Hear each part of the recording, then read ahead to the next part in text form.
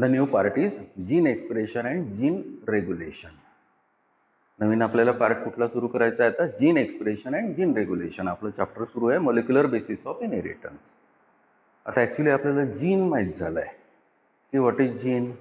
The gene it is a segment of DNA which expresses the character and transmit the character from one generation to the next or from parents to the offsprings. That particular specific segment of that DNA it is called as gene. मग आता तो gene म्हणजे डीएनएचा segment character कसं express करतो किंवा त्या particular जीनचं regulation कसं होते त्याचं मेकॅनिझम आपल्याला डिस्कस करायचं आहे. That particular part it is called as gene expression and gene regulation. So gene play important role in cell. It codes for protein, control the phenotype and metabolism.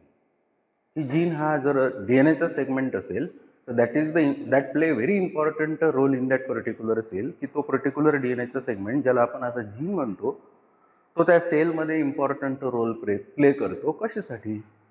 तर तो particular gene असेल तर protein सिंथेसिसमध्ये involve होतो. तो gene असेल तर मेटाबॉलिझममध्ये involve होतो. Gene regulate transcription to generate proteins and when required in the sale.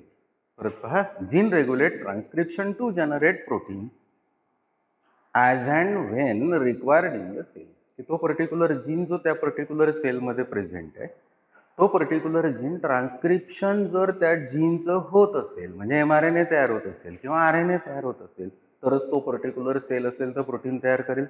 Indirectly, if that particular gene, if it is active, then that particular gene, for example, it enters into the transcription and produces a specific product that is called as a protein.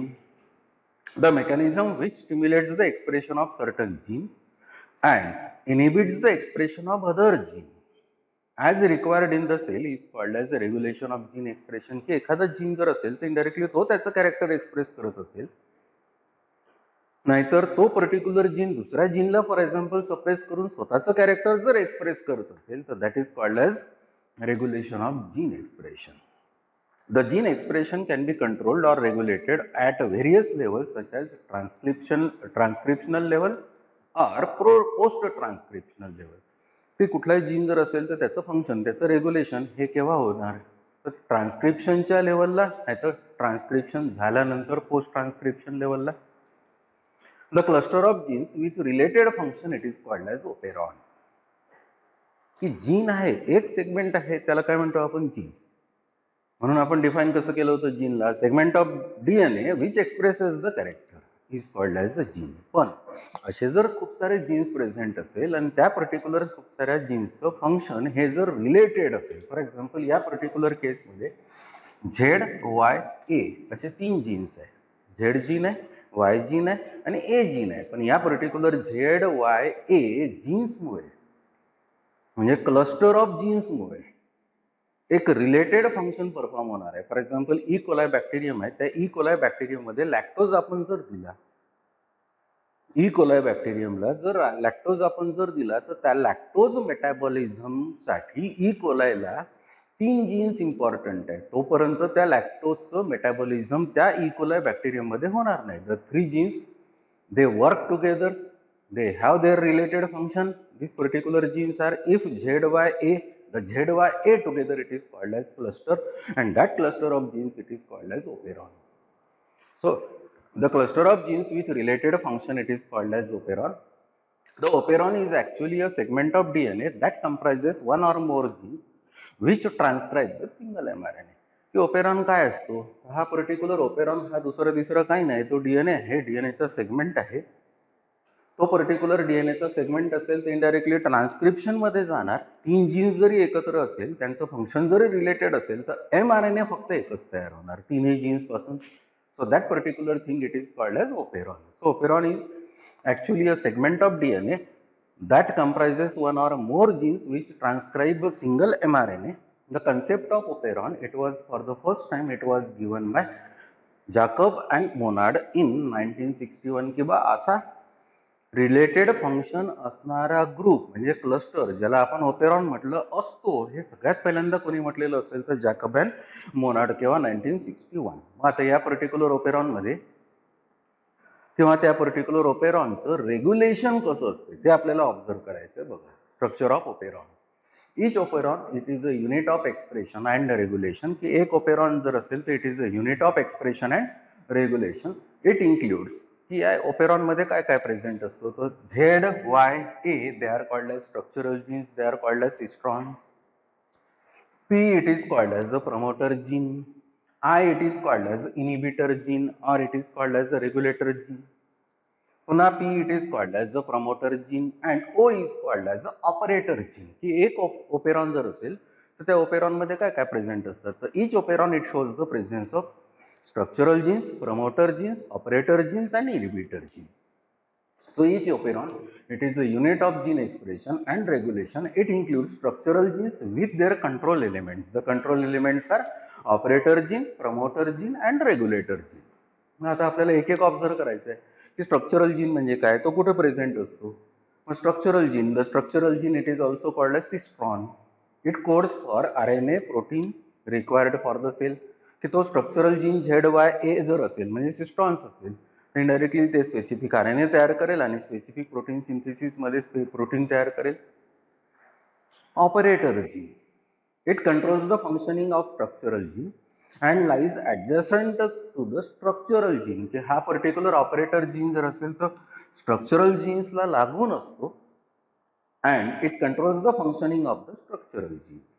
It is present between the structural and the promoter gene. की हा particular operator gene जर असेल तर हा structural genes आणि promoter जीनच्या मध्ये present असतो. Promoter gene, this is a single sequence in DNA. It starts RNA synthesis. की प्रमोटर जीन जर असेल तर इनडायरेक्टली हा कसा आहे, सिंगल सिक्वेन्स आहे DNAचा and it starts the RNA synthesis. This gene is located adjacent to the operator gene. की हा जीन जर प्रमोटर असेल तर तो त्या ऑपरेटर जीनच्या ॲडजस्टंट असतो, लागून असतो. Regulator gene, it produce a protein called as repressor. या रेग्युलेटर जीनचं म्हणजे या आय जीनचं फंक्शन काय आहे की तो जेव्हा आय जीन ट्रान्सक्रिप्शनमध्ये जातो, RNAs तयार करतो, एक प्रोटीन तयार होते. That protein it is called as inhibitor protein. The name of that particular inhibitor protein it is called as a repressor protein. आता या रेग्युलेटर जीननी जर रिप्रेसर प्रोटीन तयार केलेलं असेल तर त्या रिप्रेसरच्या प्रॉपर्टीज आहे कशा. The repressor combines with operator gene to stop the action of structural genes. की इथे रेग्युलेटर जीननी जर रिप्रेसर प्रोटीन तयार केला आणि तो रिप्रेसर प्रोटीन या ऑपरेटर सोबत जर बाइंड झाला तर समोरचे स्ट्रक्चरल जीन्स वर्क करणार नाही. That is called as a switch off.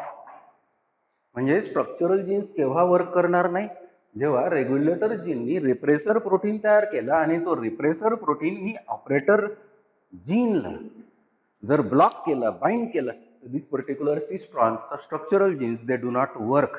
Such particular thing it is called as switch off. मग स्विच ऑन केव्हा राहील. The repressor if not combines with the operator gene and combines with the inducer, then the structural gene starts the action that is called as switch on. काय म्हटलंय की जर या particular regulator जीननी जर repressor protein तयार केलं, repressor protein तयार केलं पण मीडियम मध्ये किंवा सराउंडिंग मध्ये रिप्रेसरला बाइंड व्हायला जर इंड्युसर अवेलेबल असेल, म्हणजे सबस्ट्रेट अवेलेबल असेल, म्हणजे ज्याचं मेटाबॉलिझम करायचं आहे तो अवेलेबल जर असेल, तर that particular repressor binds with the inducer or substrate.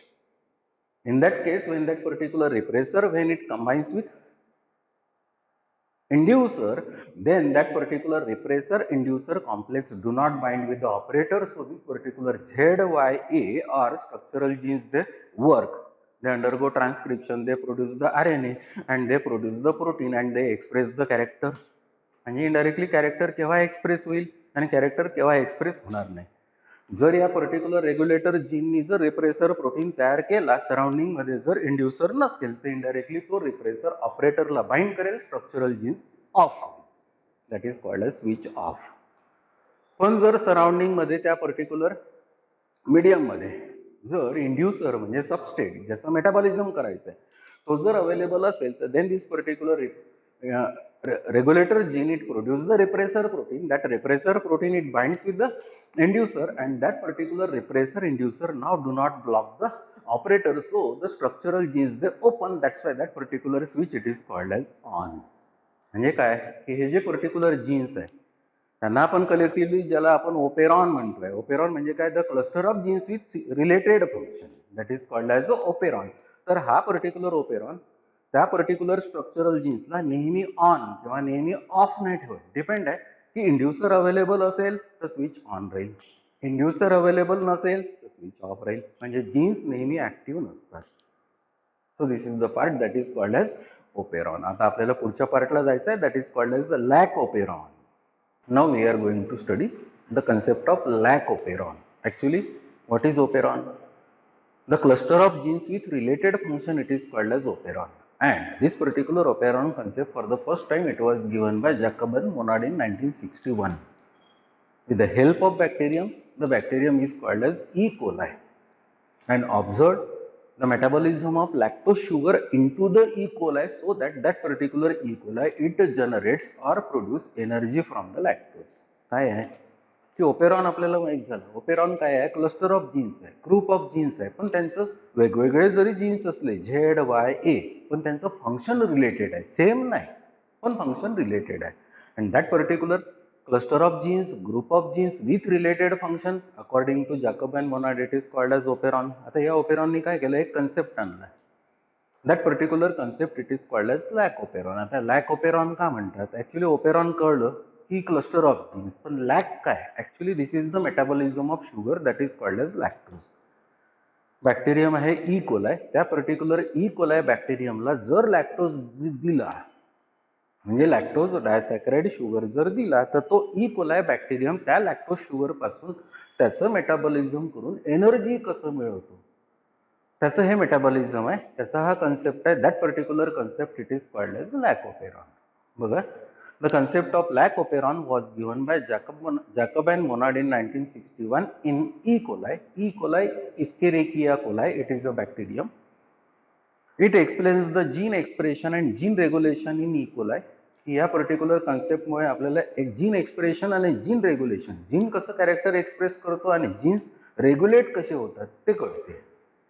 The metabolism of lactose in E coli requires 3 enzymes. की त्या पर्टिक्युलर ई कोलाय बॅक्टेरियम मध्ये जर लॅक्टोज गेला, एंटर झाला, तर त्या पर्टिक्युलर प्रोसेसला एंट्री पासून तर मेटाबॉलिझम पर्यंत 3 एन्झाइम्स लागतात. The 3 enzymes which are required by E. coli bacterium for lactose metabolism are permease, beta-galactosidase and trans-acetylase. The permease is needed for entry of lactose into the E. coli. Permease enzyme चा role काय की तो lactose जी sugar आहे, लॅक्टोजचा जो molecule आहे तो त्या particular E कोलायच्या bacterium मध्ये, ई कोलाय बॅक्टेरियम मध्ये एंटर होईल with the help of enzyme that is called as permease. So permease is needed for entry of lactose into the E. coli. The beta-galactosidase brings about hydrolysis of lactose into the glucose and galactose. की lactose एकदा आतमध्ये enter झाल्यानंतर तो E coli दुसरा enzyme require करतो, that is called as a beta galactosidase, and that breaks that particular lactose sugar which is entered into the E. coli bacterium into the 2 isomeric sugars, they are the glucose and galactose. The another it is a trans-acetylase. The trans-acetylase transfers acetyl group from acetyl coenzyme A to the beta-galactosidase. Transacetylase एन्झाइमचा role काय आहे की तो acetyl coenzyme मधला acetyl group transfer करतो beta गॅलॅक्टोसिडेजला, so that that particular lactose it is completely broken down, completely metabolized, and that releases the energy. So for release of energy from lactose sugar by E. coli bacterium, 3 types of these particular enzymes are required. The 3 enzymes are permease, beta galactosidase and trans-acetylase. मग आता हे 3 enzymes साठी त्या particular operon मध्ये 3 jeans आहे. 3 jeans आहे म्हणजे काय? झेड वाय ए. या 3 जीन्स पैकी एक जीन जरी अब्सेंट असेल तर लॅक्टोजचं मेटाबॉलिझम होणार नाही. म्हणजे झेड इम्पॉर्टंट आहे, वाय इम्पॉर्टंट आहे, ए इम्पॉर्टंट आहे. सपोज ए नसला तर मेटाबॉलिझम होणार नाही, सपोज वाय जरी नसला तरी त्या लॅक्टोजचं मेटाबॉलिझम होणार नाही. म्हणून Z Y A together form the cluster, and that particular cluster it is called as operon. पण हा पर्टिक्युलर ओपेरॉन नेहमी ऑन राहील असं नाही. जर त्या पर्टिक्युलर ई कोलाय बॅक्टेरियम मध्ये लॅक्टोज गेला तर लॅक्टोजचं मेटाबॉलिझम होईल. Here lactose it is called as inducer. जर त्या इकोलाय बॅक्टेरियम मध्ये लॅक्टोज गेलाच नाही, एंटर झालाच नाही, तर लॅक्टोजचं मेटाबॉलिझम कसं होईल? नाही होणार. म्हणून लॅक्टोजचं मेटाबॉलिझम इकोलायनी केव्हा करायचं? म्हणजे लॅक्टोज एंटर जर इकोलाय मध्ये झाला तर त्याचं मेटाबॉलिझम करायचं. लॅक्टोज त्या इकोलाय बॅक्टेरियम मध्ये एंटर नाहीच झाला तर त्याचं मेटाबॉलिझम नाही करायचं. म्हणजे जीन्स नेहमी वर्किंग मध्ये नसतात, त्यांचं वर्किंग ऑन आणि ऑफ होते, ते आपल्याला आता डिस्कस करायचं आहे. बघा, the lac operon consists of promoter site, regulator site and operator site. Besides the structural genes, for example, they are the Z, Y, A. की लॅक ओपेरॉन जर असेल तर इनडायरेक्टली या लॅक ओपेरॉन मध्ये प्रमोटर जीन असतो, रेग्युलेटर जीन असतो आणि operator gene असतो. Besides this particular structural genes they are called as histones. The Z gene code for the beta galactosidase. की हा पर्टिक्युलर झेड जीन असेल तर हा कशासाठी कोड करतो? बीटा झेड जीन मुळे ट्रान्सक्रिप्शन नंतर बीटा गॅलॅक्टोसिडेज नावाचा एन्झाईम तयार होतो. Y gene codes for परमिएज. हा जो वाय जीन आहे हा आफ्टर ट्रान्सक्रिप्शन परमिएज नावाचा एन्झाईम तयार करेल. A gene after transmission it is responsible for the production of another enzyme that is called as the transacetylase. म्हणजे Z gene, Y gene आणि A gene प्रत्येक वेगळा एन्झाईम तयार करेल. But they all three are necessary for lactose metabolism. That's why this particular operon it is called as a lac operon, lactose operon. Functioning of lac operon in E. coli. आता हा lac operon जर असेल, हा lac operon असेल तर function कसं करतो बघा. In lac operon, the lactose, if it is added to the medium of E. coli, it enters into the cell by permease. Here, the lactose acts as inducer and binds with the repressor. As a result, the repressor get inactivated. The structural gene now work and produce respective enzymes. This is called as switch on. इथे काय म्हटलेलं आहे की ही G B केस आहे, ज्या particular बी केसला आपण switch on म्हटलेलं आहे, या केसमध्ये काय आहे की सपोज फॉर एक्झाम्पल हा ई कोलाय बॅक्टेरियम आहे, या ई कोलाय बॅक्टेरियम मधला हा डीएनए आहे, या डीएनए मधला हा ओपेरॉन आहे, या ओपेरॉन मध्ये हे रेग्युलेटरी जीन्स आहे आणि हे स्ट्रक्चरल जीन्स आहे. जर त्या ई कोलाय बॅक्टेरियमच्या सराउंडिंग मध्ये जर लॅक्टोज प्रेझेंट असेल, here the lactose it is called as inducer. जर लॅक्टोज प्रेझेंट असेल तर in that case this particular promoter promotes the transcription of this particular regulator gene, so that this particular regulator gene produces the RNAs. Upon protein synthesis, there is formation of a protein by this particular regulator or I gene. That particular protein it is called as a repressor protein. But if lactose or inducer if it is present, then that particular repressor it binds with the इंड्युसर. म्हणजे हा जो इंड्युसर आहे हा या repressor सोबत bind होईल. If that particular inducer if it binds with the repressor, then in that case this particular repressor it becomes inactivated and inactive repressor never binds with the operator. So if this particular inducer it binds with the repressor, in that case there is formation of a complex. That complex it is called as the repressor inducer complex. And if repressor inducer complex if it is formed, then the promoter gene it activates the operator gene, and operator gene it allows the transcription of structural genes, so that Z gene, Y gene, A gene together forms a single mRNA, and the single mRNA produce three different types of proteins. Collectively they are called as enzymes, and the lactose metabolism takes place. That's why this particular switch it is now called as on. That is called as switch on. आता switch on याला का म्हटलं आपण की आता या particular lactose शुगरचं आपल्याला metabolism झालेलं पाहायचं आहे या केसमध्ये. मग लॅक्टोज शुगर त्या पर्टिक्युलर ई कोलाय बॅक्टेरियम मध्ये जाऊन त्याच्यापासून एनर्जी कशी रिलीज होईल, तर हे एक्सप्लेनेशन आहे या बी केसमध्ये. कसं की जर फॉर एक्झाम्पल लॅक्टोज अवेलेबल असेल तर रिप्रेसर जर म्हणजे इनडायरेक्टली रेग्युलेटर जीन जर रिप्रेसर प्रोटीन तयार करत असेल तर हा रिप्रेसर प्रोटीन त्या इंड्युसर सोबत म्हणजे लॅक्टोज सोबत जर बाइंड होत असेल तर इनडायरेक्टली ऑपरेटर जीन आता ओपन राहील. स्ट्रक्चरल जीन्स ट्रान्सक्रिप्शन करेल, तिन्ही एन्झाईम्स तयार होईल. तिन्ही जर एन्झाईम्स तयार होत असेल तर हा लॅक्टोज अवेलेबल आहे, त्याच्यामुळे हे तिन्ही एन्झाईम्स त्या लॅक्टोजचं मेटाबॉलिझम करेल, एनर्जी रिलीज होईल. That's why that particular switch it is called as on. मग आता हाच स्विच ऑफ कसा राहील बघा. If lactose in म्हणजे inducer is utilized or absent, Then the regulator gene produces repressor which binds with the operator gene, and now the structural genes Z by A do not work and do not produce any enzyme. This is called as switch off. Suppose for example हा lactose आहे, या repressor सोबत bind झाला, हे सगळे enzymes produce झाले आणि या सगळ्या एन्झाईम्सनी या लॅक्टोजचं कन्व्हर्शन एनर्जीमध्ये जर केलं तर काही वेळाने काय होईल, त्या इकोलाय बॅक्टेरियामधलं लॅक्टोज संपून जाईल, युटिलाइज होईल किंवा मग अब्सेंट असेल. मग आता त्या पर्टिक्युलर इकोलाय बॅक्टेरियामध्ये जर इंड्युसर म्हणजे लॅक्टोज जर अब्सेंट असेल तर ती आहे ए केस. आता लॅक्टोज अब्सेंट आहे, in that particular case if the lactose is absent or inducer is absent, then this particular regulator gene, I gene, that particular regulator gene, it produces the protein that is called as a repressor protein. आता repressor protein ला जर lactose available नसेल तर then this particular repressor protein it blocks or binds the operator gene, and if this particular operator gene, if it is blocked or if this repressor protein, if it binds with the operator gene, then there is no transcription of this particular ZYA or structural genes, and if there is no transcription of that particular structural genes, there is no production of any enzymes.